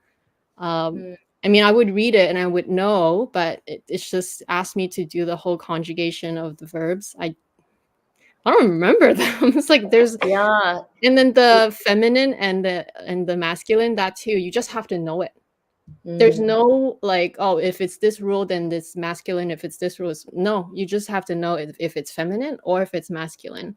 It's one of those yeah. things that you just have to memorize throughout your whole learning the language career. Yeah. It last time when in school, for Malay, you can use, let's say, like, buy. I want to buy something, right? And then the word for buy is beli, beli, beli.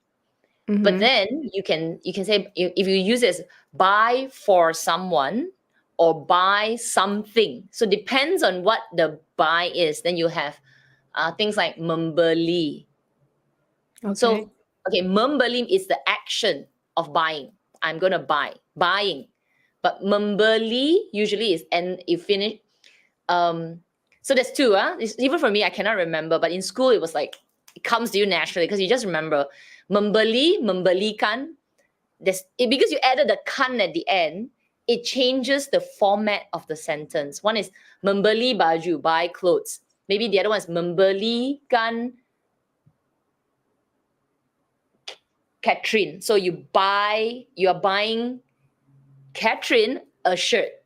So how you end the sentence it depends. So I can understand what you mean, but it depends on how that word is formed. What do you put at the and the end on the and then wow, you just gotta remember it. Just memorize it.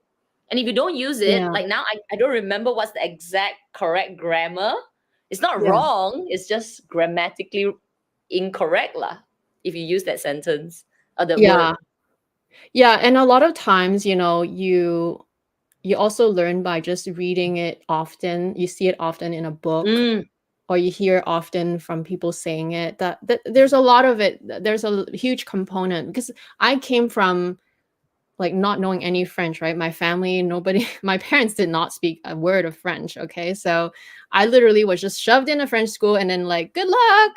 And then, you kind of have to just like pick it up. Obviously, the first 2 years, well, kindergarten, I don't remember anything. So I don't even know what happened there. But I do remember in grade 1, I had a hard time because everyone else, like all the other students already knew how to speak it. And I was just like, no clue. So it was a tough time. All I remembered is that the dictionary, I would look up a word and then I have to look up words in the definition just to understand what that definition means. So there was a lot of just plus there's no iPhones back then, right? It's all paper. And so there's a lot of just asking questions and just being observant and just like looking up mm, dictionaries a lot just to even catch up. And that took several years.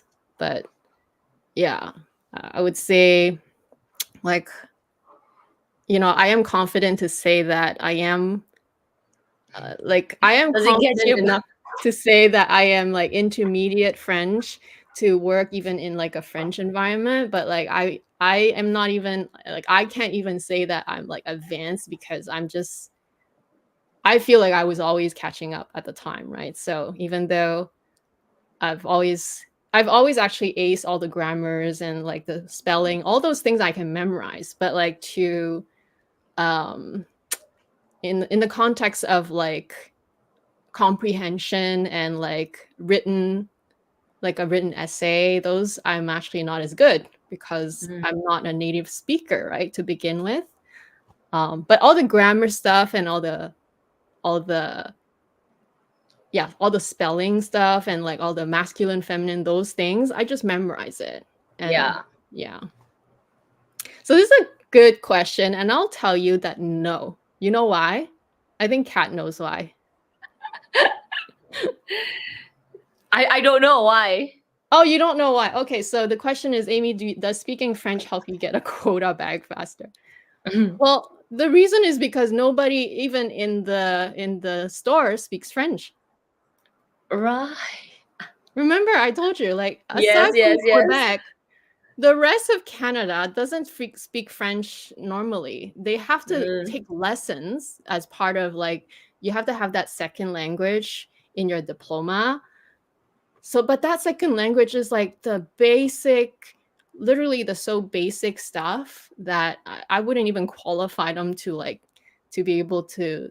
They wouldn't even be called beginner French. Like it's so little the amount of French that they get. So yeah, that's why like where I live, if I say the words properly to them, they'll have no clue what I'm saying. So which is why even when I go to my store, I have to say the way that you guys say it, the wrong way, so that they know what I'm trying to say. Because yeah, they don't speak French. Like most of the essays here, a lot of them are Asian. There are Caucasians too, but even they don't speak French. So it doesn't really help me at all. It just means you gotta go to Paris, Paris, Yeah. to try it out. Yeah, but Paris is also just the appointment system. You just have to get an appointment. That's true. It doesn't really help you to just speak with them in French, right? I don't think it makes a difference. Plus, they would probably criticize the fact that I don't speak the French, more like the Quebec. True. Yeah. Like the thing is like, and I'm not trying to be, I was just told like, French people are very proud of their heritage, and to the point where if it's not like their way, I'm not saying everyone, but like generally speaking, I know it's frowned upon, like the way we say it, they don't like it. They don't really like it. Oh wow, that's so good.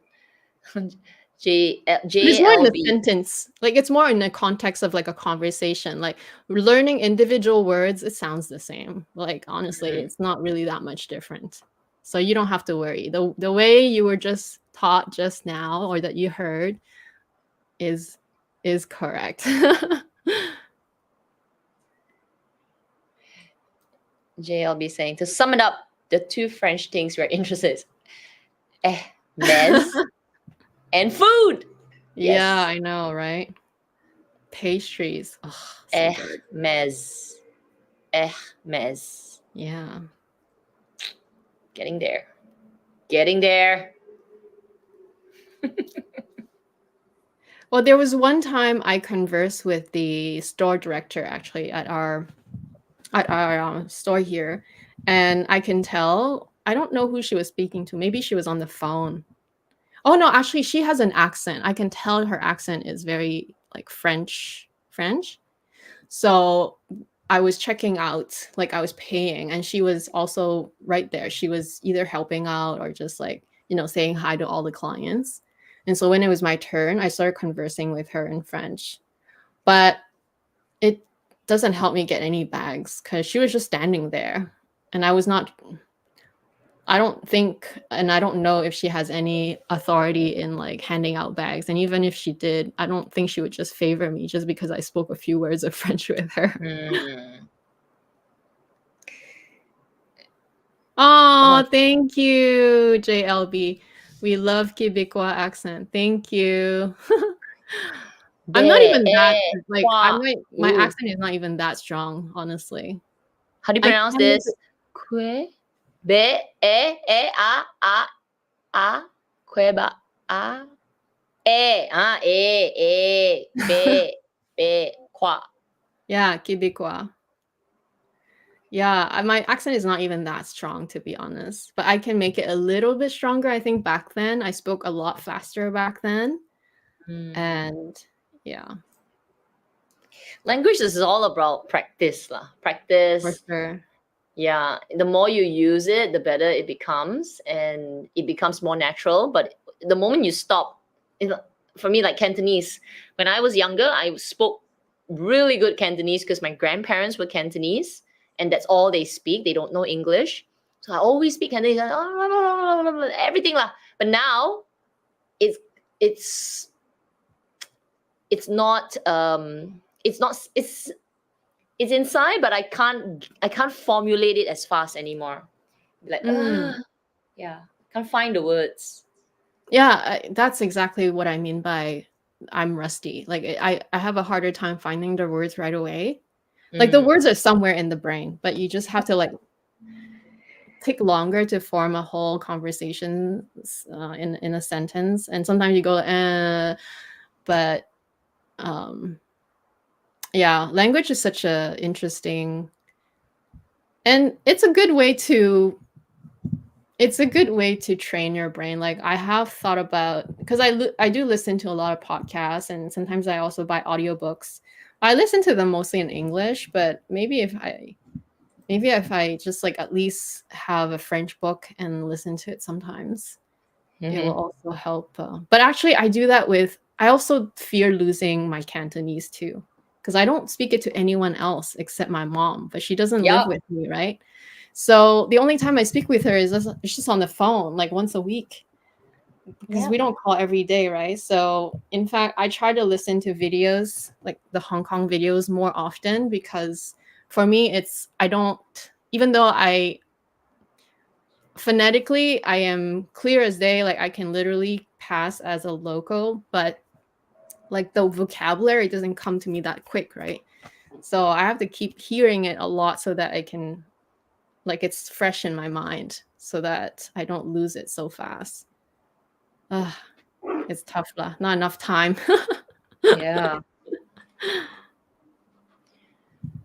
Okay. Maybe I should talk to Nato in Cantonese. Nato, 你食乜嘢？誒，你食乜？你食乜嘢？ Should be like, "What?" Oh, I know. I mean, it's Oh practice. no, your We can, but Koreans practice Cantonese. we're so used It will be just as bad as today. Amy's Cantonese is so much more fluent because you're a Hong Kong Cantonese. Mine's like grandma speak to me in Cantonese, that kind of thing. And that was like, wow, 20 years? I haven't used it. I can understand, like, but I cannot come out. your Cantonese is kind of like the like we call like here, at least, like we call it the chuxing. You only, you can speak like food, you can Yeah, speak hello, get like home around. Like, Homa, 你食咗未? And then I'll be like, I'll be like, if I ask you like, what do you do today? I'll be like, 你今日有做咩咧? yeah, it's totally understandable, like we know what you mean. Yeah, But it's totally wrong. but I would have said like, 你今日做咩嚟啊? It's 做咩 more, 嚟? it's a little bit more kind of like I'm like A little bit more complete. The sentence is a Yeah. bit more complete. Yeah. But even then, like I'm still born and raised here too. In technically speaking, I am a Juksing as well. But it's just that I've always put so much emphasis in making sure I can communicate with my parents, because there's no other way. And I've always done all the translations to them as well. So still to this day, all the French paperwork that they get, or English, but sometimes they still get the French ones, I have to translate it for them, right? And I've been doing that since elementary school, because they have no idea what the heck it's saying on that form that they have to sign, right? Yeah. So it's sort of like, if I didn't know how to say it in English, then in Chinese, then how would they know what it's about, right? So it's a very funny, even growing up, it was a very funny dynamic, because sometimes I would be describing to them what it is, and I don't know the Chinese word, so I'm describing what it is so that they tell me the Chinese word. Sometimes it takes a few tries just to get the right one. I'm like, yeah, ligo. And then, oh well, and then you learn a new word, and then that's how you learn the words.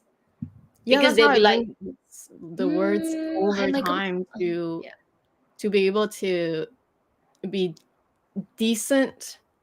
And but even then, right, like I still fear losing it, because English is the only language that I use daily now, right? Ever since I moved out, and ever since I relocated to Vancouver, like French is just literally at the back. It's 20 plus years non-used.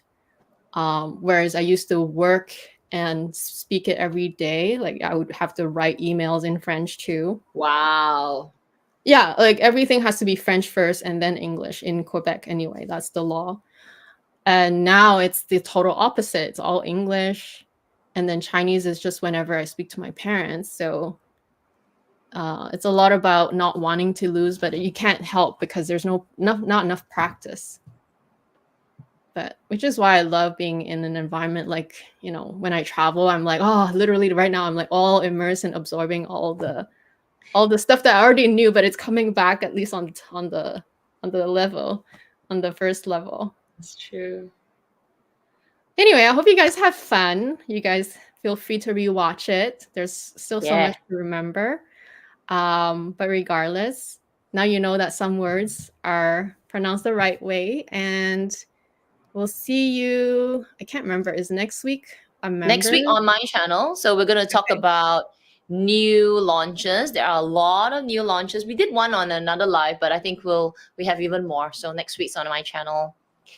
Yes, and we'll work on the April calendar. Again, we have a special guest coming next month. It's GPS, so he'll be back on my channel, but we'll be posting the calendar sometime next week. Oh yeah, this last one. Yeah. So it's spelled like this just for good measure. It's actually spelled like this. The A with the accent, although you don't pronounce any accent, but it's just that by having the accent, you know what this word is. It means from 5 to 7. So, 5. So just to tell you the numbers, right? 1, 2, 3, 4, 5. 5, 6, 7, 8, 9, 10. So it's 5 à 7. Which means, which it refers to the, you know, the after work hours, you go for a beer. So in the past, I've always referred that to like the happy hour. But JLB says it's more cheeky than a happy hour. Oh, maybe. I don't know. The way we used it, at least back when I was working. What does it mean? It would be after work, everyone go grabs a beer and we hang out at the bar, and that's what we call 5 à 7. So I don't know any other meaning other than that. Maybe you can tell us. But that's the meaning that I know that I have used. Really? Oh, okay. Tell us, what does it mean? Cryptically, the way I knew is like you go grab a beer and everyone like socialize. That's the way I knew.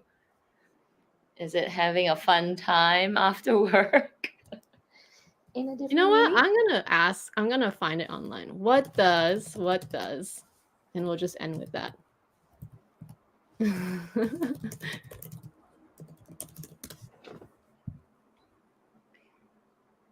Yeah. Is there another double meaning? Online says too. Here, I'll just put it. Oh, she's put a c'est. Oh, okay. C'est un rendez-vous entre deux amants. So it's like a meeting between two lovers or two people who like each other. But I actually typed it in on Google, and this is what Google gave me. 5 à 7 refers to a social gathering meeting typically taking place after work, which is what I said. It usually refers to a casual get-together, happy hour, rendezvous for drinks and conversation. This term has become somewhat Maybe this is the formal meaning, but it could also mean a little bit more than just casual chat. Maybe in French, because obviously sometimes even like the same terms can have different meanings depending on the locality. So the way I knew is the way that the internet is telling me.